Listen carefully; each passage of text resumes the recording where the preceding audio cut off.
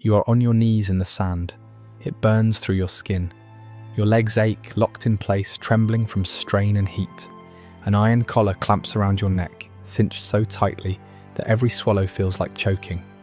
A chain runs from it, linking you to 11 other women. Close enough that you can feel their movements. Close enough to hear them breathe. One is crying, quietly now. Another whispers a prayer, syllables unfamiliar, a language you don't understand, but somehow recognizes desperation. A shadow cuts across your face. For half a second, the sun disappears. Relief washes over you, brief, cruel. Then hands seize your jaw. Your mouth is forced open.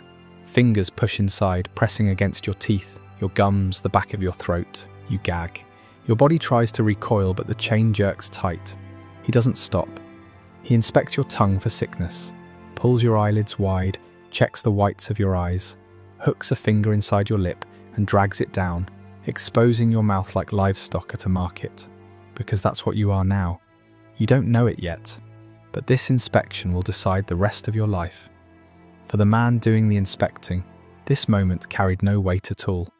He would forget your face before the sun set. 12 days ago, this wasn't your world. 12 days ago, you were the daughter of a village leader, somewhere in the Sahel. You woke to the sound of your mother calling your name each morning.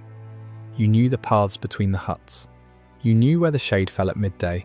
You had a name that meant something. She's dead now. You watched her die, and you kept walking afterward, because the men with swords made the rule clear, without speaking it aloud. Stop moving, and you join her. In Arabic, there is a word for what you've become, Jariya. It translates loosely as slave girl. But that translation is clean, too gentle. It hides the truth. What the word actually means is this. Your body is inventory. Your future belongs to whoever pays for it. Your past no longer exists.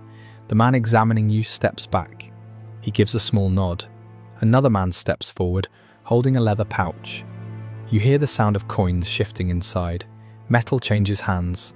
You have just been sold, for the 3rd time this month. And where they are taking you, historians will spend centuries pretending never existed. This is the Arab slave trade.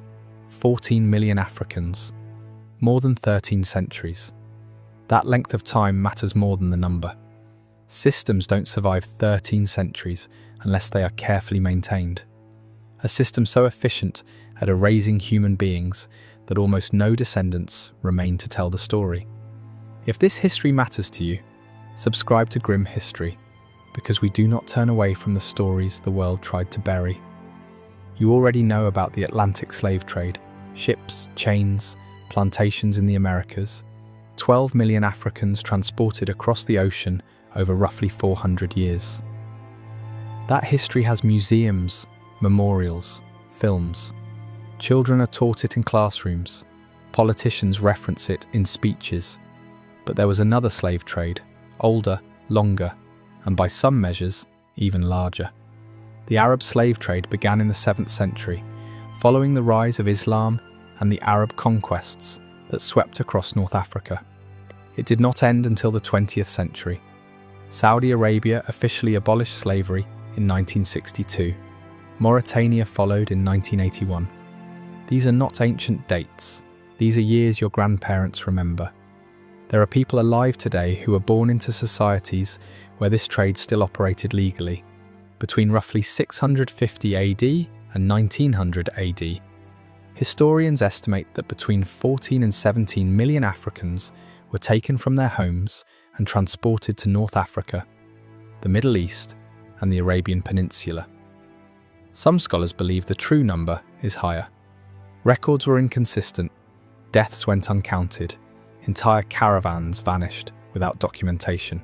More people, over a longer span of time, moved through routes that crossed 3 continents.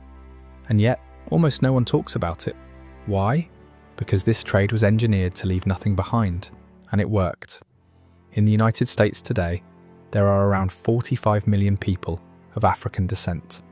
Their existence is evidence. Their communities keep memory alive. Their struggles ensure the history cannot disappear. But in the Middle East, after 13 centuries of importing millions of Africans, there is almost nothing.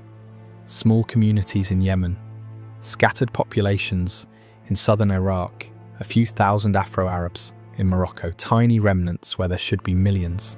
So where did 14 million people go? Historians searched for migrations. They searched for lost records. They did not want the answer they eventually found.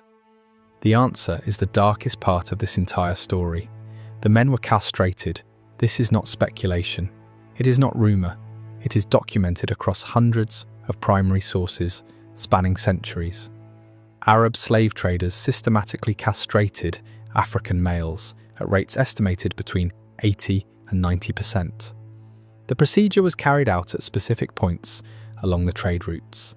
Egyptian monasteries became infamous for it. Coptic Christian monks developed techniques that slightly improved survival rates. Slightly. For every man who survived, 3 to 5 died from blood loss, infection, or shock. Some accounts suggest even higher death rates. Consider the math. If a trader wanted 100 living eunuchs to sell at market, he might begin with 400 or 500 men. To the traders, this was not massacre. It was cost.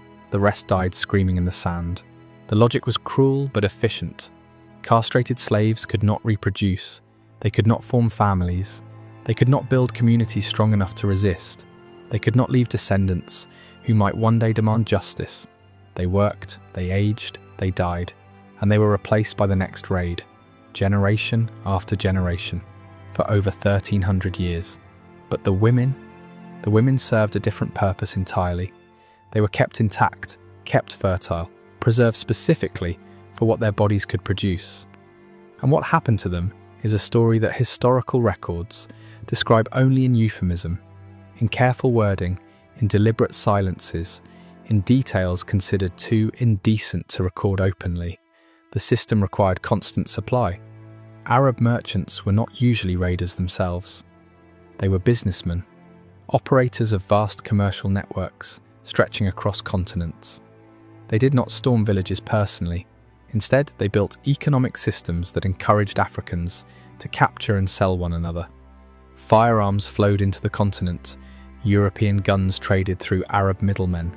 Textiles, luxury goods, salt, precious in sub-Saharan regions. And in return, human beings. The kingdom of Dahomey, in what is now Benin, became one of the major suppliers. Its economy grew dependent on annual slave raids against neighbouring peoples. The Sultanate of Zanzibar controlled the East African routes. The Funj Sultanate dominated the Nile corridor. Tuareg groups controlled trans-Saharan passages. African kingdoms went to war not for land, but for people. Captured survivors were marched to collection points and sold to Arab traders. The cycle fed itself endlessly. More guns meant more successful raids. More raids meant more captives. More captives meant more buying power. More buying power meant more guns. A machine that consumed human suffering and grew stronger with every life it devoured. Villages were attacked at dawn when resistance was weakest. Warriors surrounded settlements while people slept. The assault was sudden, overwhelming. Men who fought back were killed immediately. Men who surrendered were inspected on the spot. Age, health, strength. Young, strong men were separated for castration and sale. Older men with little market value were often killed where they stood. But the women faced a different calculation. Traders examined them carefully. Age mattered. Girls too young required years of feeding before becoming profitable. Women too old brought reduced prices. The ideal age lay in between. And what happened to the women who met those ideal criteria is where this story goes next. The most valuable age range fell between roughly 13 and 25 years old. Old enough to survive what lay ahead. Young enough to be exploited for decades. Appearance mattered a great deal. Arab markets had precise preferences, understood instinctively by experienced traders. Certain body types, certain facial features, subtle differences that could double or triple a price depending on the destination. Different regions wanted different things. Across nearly every market, women from Ethiopia commanded the highest prices. Their features were widely considered desirable. A woman from those regions could sell for twice. sometimes 3 times, what others brought. Those who met the preferred criteria were separated immediately. They received slightly better treatment during transport, marginally more care, not out of mercy, never mercy. Damaged merchandise lost value. Preserving the investment was simply good business. Families were broken apart at capture sites or centralized collection points. Mothers torn from children, husbands ripped from wives, sisters dragged away from brothers. Lifelong bonds were destroyed in minutes, with no chance of reunion. European missionaries and explorers who witnessed these separations left written accounts of scenes they struggled to describe. The screaming, the desperate grasping as families clung to one another for seconds longer. Final touches of skin, final sounds of familiar voices. Then the chains tightened, and people who had shared entire lives were pulled in opposite directions, never to meet again, never to know what became of one another. One missionary wrote that the cries followed him for years afterward, that even decades later, he could still hear mothers calling for children who would never answer. No matter how far he travelled, the sounds came with him. Those cries echoed across Africa for 13 centuries, and almost no one beyond the continent ever heard them. Then came the Sahara. The trans-Saharan routes were not measured in distance but in death. Picture the span from New York to Denver. Now imagine crossing it on foot, in chains with almost no water, beneath a sun that kills. From collection points in sub-Saharan Africa to the great northern markets, Tripoli, Tunis, Cairo, Marrakesh, caravans travelled staggering distances. Some routes exceeded 2,000 miles, others stretched even farther. The journey took 2 to 3 months under ideal conditions. Conditions were never ideal. The Sahara is the largest hot desert on Earth. Daytime temperatures routinely climb past 120 degrees Fahrenheit.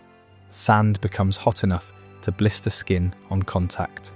Shade is non-existent for hundreds of miles. Then night arrives. Temperatures plunge. The same desert that scorched bodies by day could freeze them after dark. The sheer swing alone killed countless people. Water became the most valuable resource, rationed with ruthless calculation. Camels needed water to survive. Camels were costly. Camels carried goods. Slaves were cheaper than animals. Slaves could be replaced. So water went to the camels first. Whatever remained, if anything remained, went to the humans. Lips split until they bled, tongues swelled, throats burned, and always the knowledge that there was nothing to drink, with hundreds of miles still ahead. Food was scarce, dried dates, sometimes bits of meat, just enough to keep bodies moving. Never enough to preserve strength over months of walking. Death was constant. Historians estimate that between 20 and 30% of captives died during Saharan crossings. Some caravans lost half of their human cargo.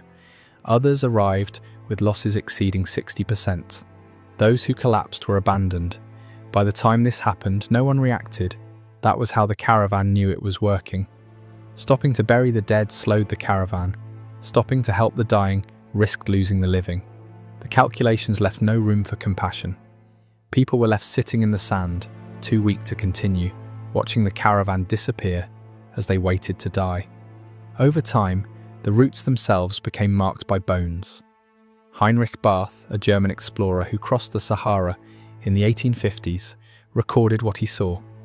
He described paths littered with human skeletons. In some valleys, the remains were so dense that it was difficult not to step on them. Skulls bleached white by the sun, rib cages half buried in drifting sand. These were not ancient bones, they were recent, fresh additions to trails that had been collecting bodies for over 1,000 years. René Caillier documented similar scenes along western routes. He wrote of valleys that appeared white from a distance, not from sand, but from accumulated remains. Gustave Nachtigall described regions where skulls and bones gave the ground a pavement-like hardness beneath one's feet. Hundreds of thousands of people, possibly millions, over 13 centuries. Their remains scattered across the largest desert on Earth, marking the paths that consumed them. Silent evidence of a system the world chose not to see. For the women who survived, who somehow endured the thirst, the heat, the cold, the starvation. Arrival at a North African port meant only that the immediate dying had stopped. Nothing more. Survival carried its own price. Many arrived broken in ways that left no visible marks. Their bodies completed the journey. Their spirits did not. What awaited them next was not an end, but a transformation. The slave markets of the Arab world were ancient institutions, refined over centuries into systems of terrifying efficiency. By the time European observers began documenting them, Cairo's market had operated continuously for over 1,000 years. Generation after generation of traders perfected the routines: pricing, classification, inspection. Buyers arrived from across the Islamic world and beyond. Ottoman nobles from Constantinople, Persian merchants from Isfahan, wealthy households from Damascus and Baghdad, traders from the Gulf seeking domestic servants. Even Europeans, despite official bans, found ways to participate. Markets were divided by category: unskilled labourers in one section, skilled workers in another, domestic servants elsewhere, and behind screens, in restricted areas, women intended for private sale. The evaluation process was methodical. To someone seeing it for the first time, the calm was the most disturbing part. Teeth were examined first. Dental condition revealed age and health. Experienced buyers could estimate remaining years of usefulness from teeth alone. Then skin tower searched for disease, scars, flaws. Hair was inspected for texture and length. Then everything else. Those paying the highest prices demanded the most thorough assessments. The examinations were invasive, intimate, carried out with the same detachment a butcher might show when judging livestock. European travellers left accounts so explicit that publishers often censored them. One British observer in the 1830s wrote that the women were forced to walk, turn, and present themselves in ways unfit for polite description, examined with the same cold calculation a horse trader applies to a mare. Prices varied by origin, appearance, and intended use. Common women sold for modest amounts. Women with preferred features fetched far higher sums. Young virgins from favoured regions could sell for the equivalent of several years' wages. The highest prices were paid quietly, through agents acting on behalf of the wealthiest households. Zanzibar became the largest slave market in the Indian Ocean world. At its height, roughly 50,000 enslaved people passed through each year. The island's economy revolved almost entirely around human trade. David Livingstone witnessed the system firsthand. What he saw altered him permanently. He wrote that no description could exaggerate its evils, that the scenes were so horrifying he tried, unsuccessfully, to erase them from memory. The market remained open until 1873, when British pressure finally forced its closure. A treaty was signed. Auctions were officially banned, but the trade did not end. It simply went underground. Ships sailed at night, transactions moved into shadows, and what happened to the women after they were purchased depended entirely on who claimed them next. Sales continued out of sight. Transactions moved into back rooms, courtyards, private residences. Demand never slowed. Profits remained enormous, and wherever demand exists, supply finds a way.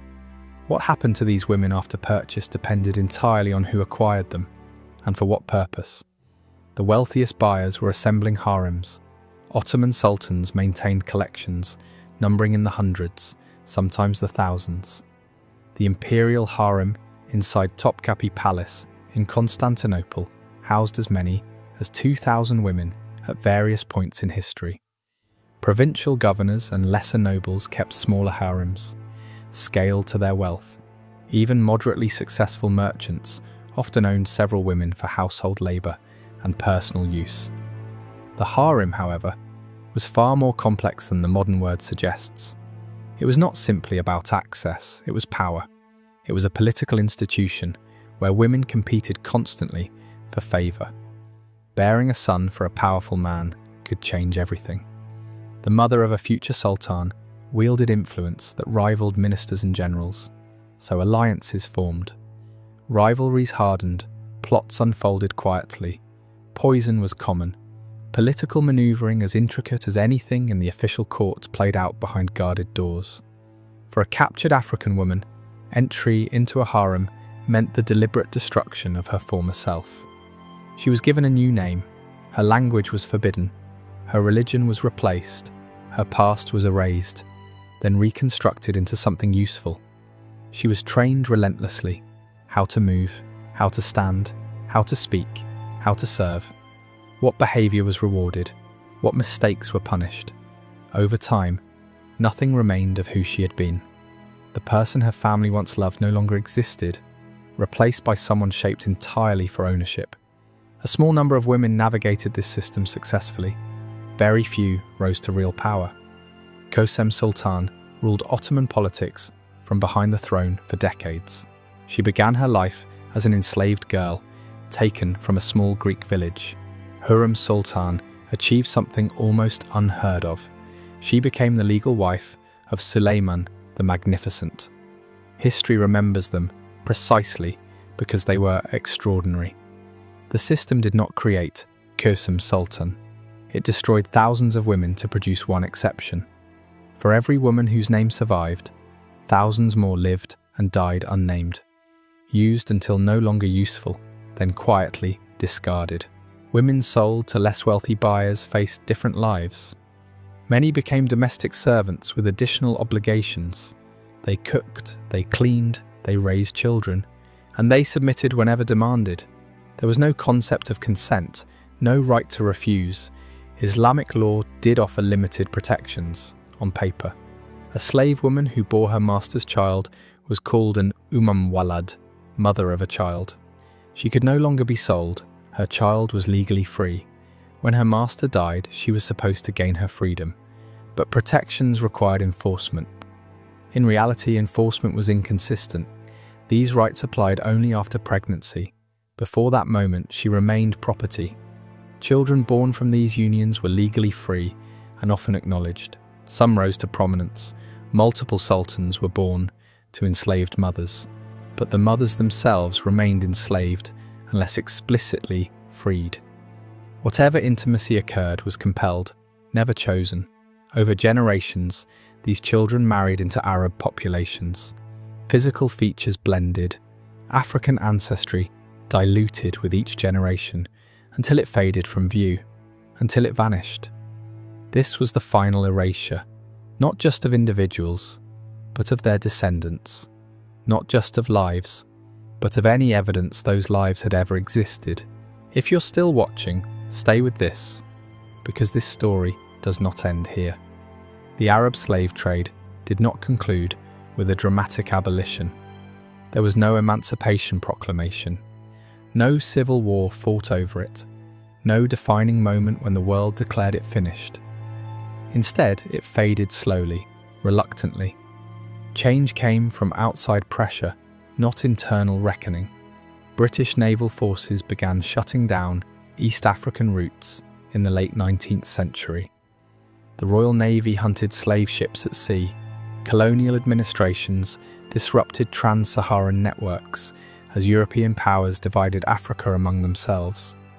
International pressure forced formal abolitions throughout the 20th century. But the legacy left behind was not monuments, it was absence. Today, in the Middle East, there are virtually no descendants of the 14 million Africans taken there. The men were castrated. The women's children were absorbed into surrounding populations. Their heritage dissolved until nothing remained. This is why silence is not accidental. It is the final outcome of the design. The victims vanish so completely that most people do not even know they existed. No films tell their stories, no holidays mark their suffering, no leaders speak their names. In 2020, archaeologists working in Libya uncovered a mass grave, hundreds of remains. Analysis showed they were sub-Saharan Africans who died in the 18th or 19th century. Almost certainly enslaved people who collapsed during the crossing and were left behind as caravans moved on. They had no names recorded anywhere, no descendants to claim them, no one alive who remembered them. No grave markers, no memorials, only bones in the sand, silent proof of a catastrophe the world chose to forget. The Atlantic slave trade left 45 million descendants who keep that history alive. The Arab slave trade left silence, nothing but silence. 14 million people erased so completely that we do not even know their names. The woman in the market, the one whose teeth were inspected, whose body was judged, whose humanity was stripped away piece by piece. We will never know what she was called before they took her name. The name her mother whispered, the name her village knew. She might have ended up in a Cairo harem, competing for scraps of attention from a man who owned her. She might have lived in a household in Baghdad, cooking and cleaning, summoned whenever desired. She might have faded into a corner of a palace in Istanbul, forgotten as youth passed. She might have borne children who never learned her language, who never heard her songs, who never knew her stories or where she came from. She might have died in the desert, her bones joining millions of others along routes civilization pretends never existed. What we do know is this: nothing about this story survives unless it is carried forward deliberately. She existed, she suffered, she endured what no human being should ever endure. And for 13 centuries, millions like her sustained a machine designed to consume them entirely. The Atlantic slave trade has museums, memorials, days of remembrance. This history has sand covering bones no one will ever identify. Remember her not as a number, not as a statistic. Remember her as someone's daughter. Someone who laughed once, someone who had a name before it was erased. That may be the only memorial these 14 million ever receive. If this story mattered to you, drop a like.